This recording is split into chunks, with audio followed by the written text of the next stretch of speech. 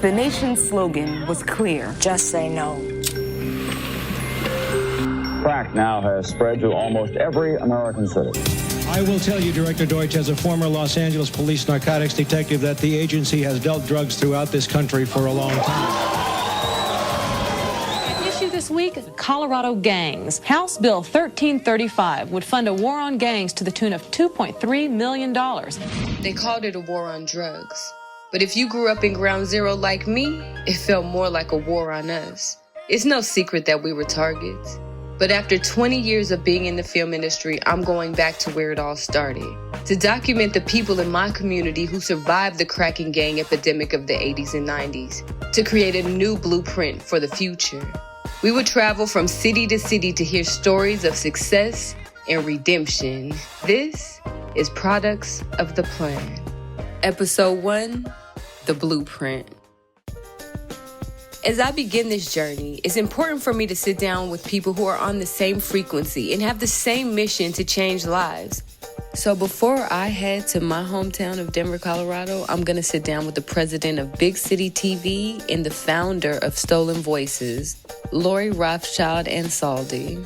Hi, Lori. Hey. Good to see you. Good to see you too. Yes. Thank you. I know. Like it's always I know. on. It's always on some like Zoom or something. I know. This whole internet thing has made it crazy. Yeah. Well, thank you again for joining us. So I just want to tell you a little bit about the project before we get started. So basically, Darry and I, we've been working on a couple of projects that they're kind of spin-offs of each other. I would say one is the cause and one is the effect, right? So one of them is called Products of the Plan. And it's a documentary reality series which follows people across America that were affected by like the crack epidemic, the rise of gangs in the 90s. The thing is, like, even though like my mother, my brother, they were all affected by the gangs, the drugs, there was me too that was a poet and that became a theater major. And, and I used a lot of the pain and the things that I see my family go through to like channel it into my art, Right. But I just realized as I'm sharing the story with more and more people, I'm finding people that are like, oh my God, like I never knew you were going through this. And the fact that you made it out, the fact that you're working in television, the fact that you're following your dreams is like, it's a testimony, So I know what you're doing with Stolen Voices and, just really like giving people a second chance. So I just wanted to sit down with you and just find out why. Like, why did you start it? Like, how did all that begin? I didn't have that background. I didn't come from a place of, being inspired by trauma that pushed me into this place of kind of wanting to do more in an environment where it felt like it needed help, right? Right. I actually came from the exact opposite. My dad was a detective. He was a lawyer. He was a cop. So we had law enforcement in our family, and we always were, my sister and I were always, law enforcement was always, keeping us safe, and it was there for a purpose. And there are bad guys out there. As much as I understand that, there are problems inside the police and law enforcement in general, I also had to understand my father's experience as a New York City police officer in the 70s. Wow. This isn't the New York City of the 80s, 90s, even fast forward even today. It was a really wild west of a lot of drugs and a lot of crime and a lot of heinous actions of not necessarily just gang violence, but like mafia violence that they were dealing with at the time. When it comes to gangs and drugs, Denver, Colorado is probably not the first place you think of. That's why it's vital that I introduce you to some of the frontliners who survived the war and continue to thrive. This is my big brother, Mike, and his comrade, Charles Smith, also known as Jazz. Now, just today meeting up with my partner, Charles, and we talking about some business stuff, talking about what we've been doing after prison, I guess, you know what I'm saying? And just catching up and looking towards the future. That's it. When we were in prison together, And we came together, sat down, and we seen that we had similar goals. And we both were campaigning the road to redemption and really just talked about not only how we can change, but how we can create pathways of change for other people. What's been going on with you? How you feel? You feel good? Just working through? Is it your speed though? It's a job. It's a job. You know it got to be tailor fit for you. Like, It's a stepping stone. So what like bigger plans do you want to do or have that you working on or thinking about? I just know it's something greater. You know what I'm saying? But I have to develop the skill. You know what I'm saying? So I think that's what I'm doing. You know what I'm saying? Because I'm dealing with the civilians now. You know what I'm saying? And not just like street people. You know what I'm saying? Because it's easier to be emotionally unintelligent with street people. True. Because you could just be like, you know what I'm saying? Like, you can wear your feelings on your sleeve and trip. Because they know your movements and motions. They know certain things. The people out here, they don't understand where we come from, so you got to deal with them kind of differently. Yeah. You know what I mean? But with them, it's like, you can't just say anything. You got to kind of watch what you say. You know what I'm saying? Yeah. Like, you can't be direct. Yeah. Why do you think that is? Because they're going to report you. That's what you came up with. But they're going to report you. Yeah, they're reported. But in addition to the frontliners, I have to talk to the business owners, the ones who are in the trenches in the community and still found success when it seemed impossible. Meet Courtney and Shawn, two of Park Hill's finest. Shawn is a business owner in my community, and she has been a wonderful source of inspiration for me for as long as I can remember. Man. How you been? Oh man, surviving, man. Just keep swimming. Yeah. You're gonna be all right. Man, as long as we swimming, man, we winning, right? We winning every time. Man, so we're here? We're here. Man, this is a historic spot right here. You know what I think? mean? Yes, Why man. so? Why so? Man, it's 28th and Fairfax. It's you. Okay. It's huge. You have a big personality. You have a lot of influence, and you really have really cultivated Courtney, you a really lot pouring of. it on right now. No, but it's the truth, man. Pouring it on right You have now. really shaped a lot of young men and women that walk through this neighborhood that have opportunity to come through your barbershop. I love that. And just sit down and have these talks. You know what I mean? Just imagine how many kids you put through school, how many kids you probably stirred away from bad choices. Man, how many teen girls kind of look up to you as an entrepreneur and say, hey, that's kind of what I want to strive to be. Appreciate that. Yeah. That's always been a big thing for me. Like, just coming up, like in Park Hill when it was wholesome. Yes. I seen the change. I seen the neighborhood take a change. So for me, it was like my village. I had to like cover them and keep them from what was coming through the streets. Yeah. You know what I'm saying? It was like it went from like a wholesome place, fun, family orientated, to like disaster, So for me, it was like, I didn't want to lose. I don't like to lose. Yeah. I don't like to lose at all. When I was my daughter's age, I was growing up in the middle of a war zone. But now, my way of breaking the cycle is making sure that she knows the truth about our family history and where we came from, so that she can make better choices. I'm ready to see Uncle, are you? I'm so excited to see him. Wow. Wow, this place is nice. This is nice, girlfriend. Uncle! What's up? Hey. What you doing? Nothing, reading. How was y'all's flight? It was Wonderful. I'm so amazing. glad to see you. What's up? What's happening? What is this? Oh, I remember these. Who are these people? These are some people from my block. Oh. That I grew up on. Wow. I'm just a person trying to figure it out. I'm just a guy trying to figure this life out now. This life outside of this gangbanging stuff. I wonder why they look like this. Unfortunately, they all end up going to prison. Oh, that's why they look so serious. There's some gang stuff going on back then, that's all. Oh, what is all these? Uh-oh, you know who that is, right? No. That's your uncle. Oh, that's Uncle and Yep. this one and this one. Who are these people? That's your girl. That's your grandma and your mom. Oh, that's you and my mom? Yes. She looks very different when she's young.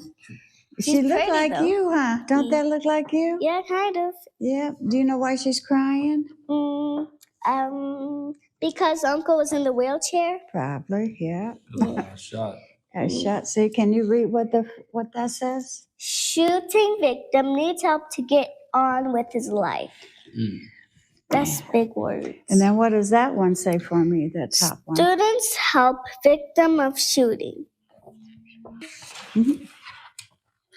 And then last one, what is this one? This is just telling you about what happened on the block and stuff. Uncle can tell you more about it. What's all this? Now, armed with nothing more than blood, sweat, and tears, plus a few cameras, we make our departure to Denver. With little time and limited resources, we set a goal that we plan to accomplish by any means necessary. So it's ambitious, but I'm very ambitious, and we make things happen. Our first stop is to see Brother Jeff Fard. He is one of my mentors. He is a community leader and one of the very few people that you actually see on the ground working to change the community for the better. Home is where the heart is, and guess what? Jay Harris, she's home. I'm home. She's home. Jay, you're home. I'm home. So many ways to describe you. I've seen all of these different iterations of your life as an artist, as, just, someone in the communities that's like central, a staple, and then, a poet and also, film and, you've done it in many series and it's just amazing to see all that you've been up to, and I want to say how proud we are because you've been carrying the city on your back. Oh my God, thank you. And I always will. This is where it all began. This is where my art comes from. So it's important for me to carry Denver wherever I go. I want to dig into your mind for just a moment. And I know you're working on some big projects, and we'll show some clips from what you're working on. But I really wanted to talk with you about how you made it through the 90s, coming from Northeast Denver. Okay. And the reason, and I'm talking specifically how the gangs, drugs, and violence hit our community. And I think, and I actually know, that your generation was ground zero for that.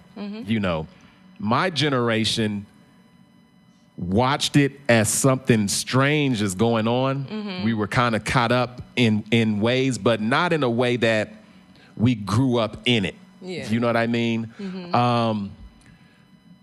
Talk a little bit about where you grew up and how you grew up. Okay. We'll get into all of that later, but for now, meet DJ KTone. He is a community leader, an activist, and a certified DJ. We grew up in the same neighborhood, and we had the same choices. I've always respected the fact that he chose his art over the streets. KTone in the building. Jay, what's happening? What's up? How you feeling? Hi. You good?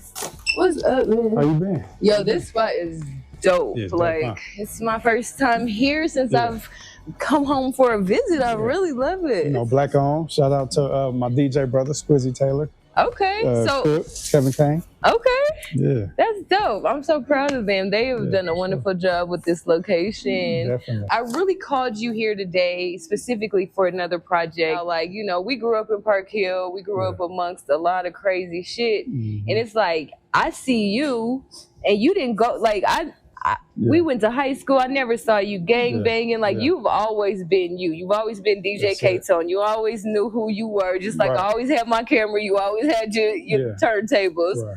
Why? Like, how did you avoid it? Well, I mean, I think for me, first of all, it was really God, because there's been a couple instances and situations where I could have just threw my life away. Mm-hmm. You know what I'm saying? Even the times when I had to walk through Park Hill, I had to walk by Nez, I had to walk right by the Holly to get to Skyland to go to practice. Mm-hmm. And they all out there. Like at that time, gangbanging was heavy. Yeah. I could have went either way, but I never wanted to go that way. I had people that, you know, kind of held me accountable and that looked at me like, nah, you could do something else. Mm-hmm. You know what I'm saying? You go do that. And I think that's kind of what it was. Although, you know, it was gang infested, like it wasn't in my home though. Yeah. You know what I'm saying? Yeah. So I think that played a big part. Mm-hmm. My mom always kept to this day. Ooh, my mom, shout out to moms, man, because she kept me so active. Even, you know, moms put you in stuff you don't want to do. Like, what? Mm-hmm. I gotta go to that? You gotta go to that. Mm. So I think a lot of times I wasn't around, so that kept me. Mm-hmm. When I get back home, such got arrested for what? Yeah. When such just got shot, like what? And I was at a summer camp all day. Oh yeah. So, you know, I think some of those things kept me, you know, out of it. And that just wasn't my calling. That's not what I wanted to do. Yeah. Do you remember any like specific instances like from that whole, I call it epidemic that happened? Were there any like big events, killings, anything that really stood out to you that kind of shaped you when you were growing up? Man, hella stuff. Like we could talk all day. Next up, we're meeting with the illustrious award-winning filmmaker Donnie L. Betts. He's an actor, an artist, an entertainer, and so much more. He gave me my first internship in college and showed me that my dreams could become a reality. We've done a lot of work together in the past, but honestly, we're just getting started. Hey, Jay, come on in. How are you? Good, how you doing? So good to see you. Good to see you. Too long. Let me sit down? I got these projects want to present to you. Oh my God. That is beautiful. Yeah, this is legacy, and I hope that this can be the biggest project that you and I have ever collaborated on. I think it will be. So what have you been up to? How have things been? What's going on? Things are busy, you know. I was supposed to be retired. Yeah. They tell me, but I've been busy, you know, doing some teaching from time to time at UC Denver. But I also am working on several films. One is called Resisting. Nice. Which is about the use of force in America, and concentrating on several cities. One, where I live, Aurora, Colorado, and APD is infamous at their use of force against people of color. So I'm starting there, and of course, a lot of people will know the case of Elijah McClain. Yeah. But there's many more before Elijah McClain, unfortunately. So I've been working on that. Also working with a group out of Dallas called Mothers Against Police Brutality, which I've just been emailing back and forth because they're having another conversation in D.C. with policymakers about what can be done now with the new administration doing what they're doing. DOJ had been an ally. I don't know if the Department of Justice will be an ally now. Mm-hmm. But anyway, working on that film and still doing, as you just mentioned, some legacy project. Worked as a co-producer with a gentleman named Julian Rubenstein, who did a piece called The Holly, which you are very aware of. That's your old neighborhood. Oh, yeah. So we did that. It's about police corruption in Denver. Mm-hmm. And we won an Emmy for that particular piece. Great. Yeah. So just trying to stay busy and taking care of those 3 grandsons over there, you know, who are now teenagers. Oh, my God. So I'm very excited about that and trying to just uplift them at every moment that I can. Yeah, like, so let's rewind. Let's take a trip. That was a long answer. No, that's good because a short question. We're gonna go deeper into that when we do the formal interview. But let's take a trip down memory lane, like, you know, like when it all started. I want to know from you, like, why did you start doing internships? Why did you start taking in like younger? And it seemed like it was most of the Black kids, you know, like what was your thing with that? Well, my thing, you know, today they call it paying it forward.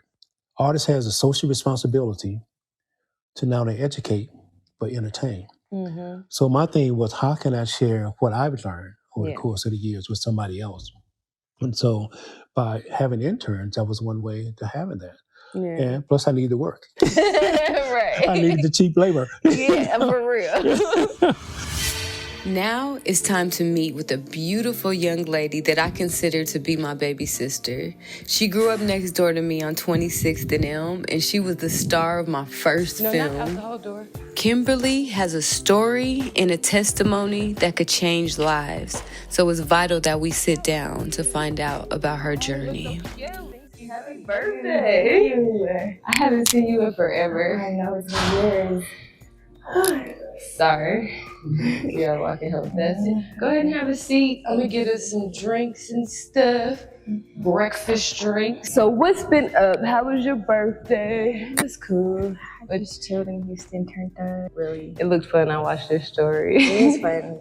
And I see your baby's a cheerleader. Yeah, she is. Oh my God. From Northfield High School. Nice. Yes. And how old are they? I have a 15-year-old daughter and then I have a 10-year-old son. But I got you a drink. Stay here. All right, for sure. And I'm gonna grab you a drink. You got strawberry, right? Yes, ma'am. Yeah. I'm gonna put my phone on silent. So I just decided to make this series because it's like, you know, I've been working in reality TV for almost 20 years. You know, I worked for every show you can think of, like the Love and Hip Hops to ghost shows, paranormal stuff. And I've just been like, I have to find a way to start putting this knowledge and these tools towards like us, towards bettering us. You know what I'm saying? Mm-hmm. Like to where we can have real conversations about how we grew up and how, you know, the government tried to destroy us as they always do. Mm-hmm. And they're not winning, you know, they're not gonna win this battle. And like, you know, me and you, do you remember the movie? Yes, I still go look at it sometimes. You do? Yes. So like, you know, I made that movie in film school. And for me to be making a movie about somebody getting shot and all that, like it was so, like they used to be like, oh, you're so courageous and all that. And I'm just like, but I'm just telling what I know. I'm just telling what I seen, you know? And so tell me what you remember about that whole time, because I made you kind of step out the box. You made me definitely step out the box. That was a time in my life where there was a lot going on in my house, you know, so I was grateful for the opportunity to do something different, you know, and kind of just get like a background of the neighborhood that I grew up in, because, you know, I spent my early years in Park Hill, probably from the age of 1 to 12, you know, so I have an innocent view of it. So being able to do that film at the age of 13, I was like, oh, it was really going down. You know what I mean? For real. After sitting down with Kim, it's time to head back to Cali to regroup. So we're gonna meet up with her brother George, who is also like a brother to me. He, just like me, is one of the great migrators of his family. He left Colorado to go to California to pursue his dreams as an educator, an activist, an artist, and a celebrity stylist. He is a perfect blueprint to show that anything is possible. Have a seat. I already got you a beverage of your choice. What's up, brethren? What's up? What you been up to? We're in LA, beautiful LA. Beautiful. Happy to see you here. I know. So I hit you up because I'm working on some new shit, and like I'm trying to tell this story about how we grew up, where we grew up, you know, just the whole shebang. Is my lipstick off like that? No, you good. No, you good. Okay, you know you the stylist and shit. I can't be out here looking like Willie Love. I wouldn't have you looking crazy. You know? I'll let you know. You got boogers or something. I'll tell you. Don't worry about it. But now I'm working on this new project. It's actually called Products of the Plan, right? Mm-hmm. I'm trying to make this project where we just dig into the fact that like this big thing happened to these generations, right? Mm-hmm. This was a plan. Yeah. You know, this was something that the government created. Yeah. You know, there's a lot of evidence that goes back to the CIA and Nicaragua and, you know, funding wars and things like that. And eventually they admitted that it was true that the government did play a role into distributing crack, guns, and all of those things into, you know, communities of color across the U.S. Yes. And I feel like it was there to dismantle us. But one thing that I realized as I'm making these films is that, like, we are also products of that plan. Even though we didn't become crackheads, even though we're not gang members, we are still products of it. And the things that we experienced and the things that we saw, it fueled our art. It fueled us becoming poets and stylists. Like, it was that thing for me specifically. I just knew there was something else, you know, like, but I can honestly say that my art originally came from the crack epidemic. It came from the gang epidemic. Like, those were the stories that I felt I needed to tell in college, you know? So here we are 20 years later, and God is still telling me to tell these stories, to document this time in our history. Well, they say your real stories, your real experience is the best stories, right? And like the things that you've gone through, the things that you've experienced, I know they've shaped and molded what you're putting out. Absolutely. And what should be digested by the masses, because like our story isn't any different from somebody in New York or somebody in Baltimore or somebody in Detroit, right? And the products of the plan, they put things into the Black communities and communities of color to break us, to keep us at a certain level. We're stuck in this cycle. It's like, and how are we going to break this cycle? Still to come on Products of the Plan. I used to say that the system is broken. System's not broken. It's rigged.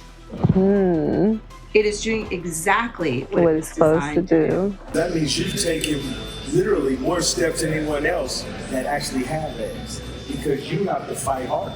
No, not to. It was hot. We played in bullets.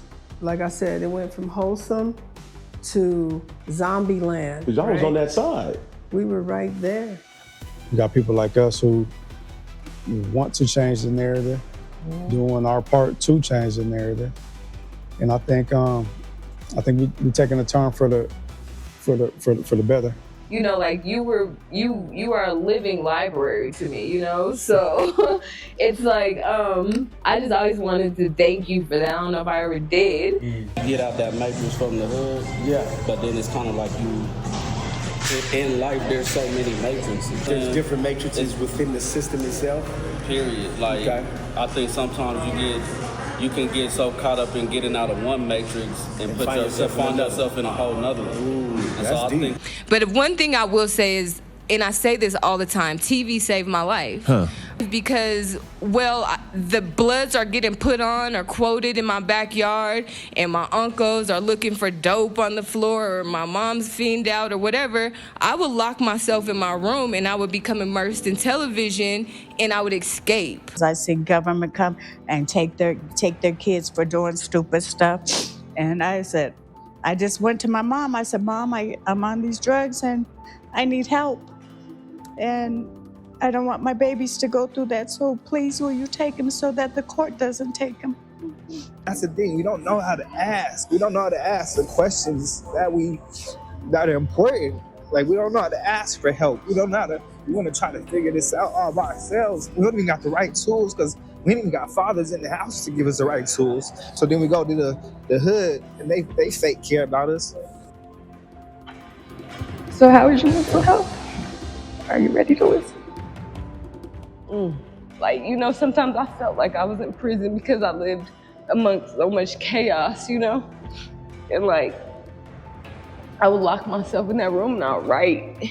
And like, that's what saved me. Like what you just said, like, it's so real. Like we disguise, we hide, like we need the therapy, we need to speak, we gotta let this shit out. Well, you know, we're gonna take this all across the nation. It's a part of history that we have to document, you know?